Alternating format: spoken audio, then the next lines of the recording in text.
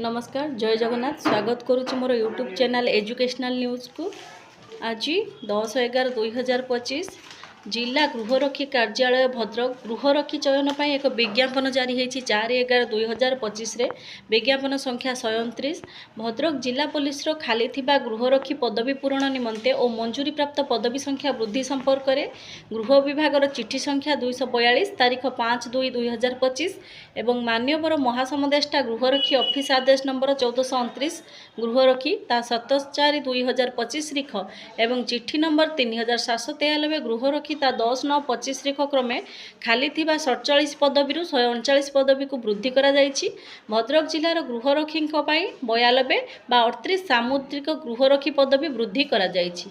एहाकु दृष्टि रे रखी वर्तमान समस्त 139 गृहरक्षी पूर्वर खाली 47 पदवी प्लस नूतन 92 पदवी भद्रक जिले में पंजीकृत हेब। सेथिपाई कौन योग्यता रहिबा आवश्यक, बयस सीमा केते रहिबा आवश्यक एवं शिक्षागत योग्यता कौन हेबो ताहा आपण माने देखि पारुथिबे।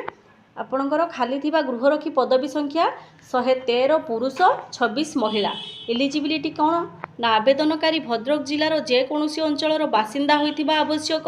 आवेदनकारी ओडिया भाषा रे कहिबा लेखिबा और पढ़िबा जानिथिबा आवश्यक। आवेदनकारी कौनसी फौजदारी मकदमारे संपृक्त किंबा दंडित होई नथिबे।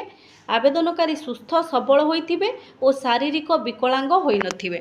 बयस सीमा कौन रोचे आपणकर ना आवेदनकारी बयस 1/1/25 रिख सुधा 20 वर्ष रु कम एवं 60 वर्ष रु अधिक होई नथिबा आवश्यक। आवेदनकारी एजुकेशनल क्वालिफिकेशन कौन रहिबो।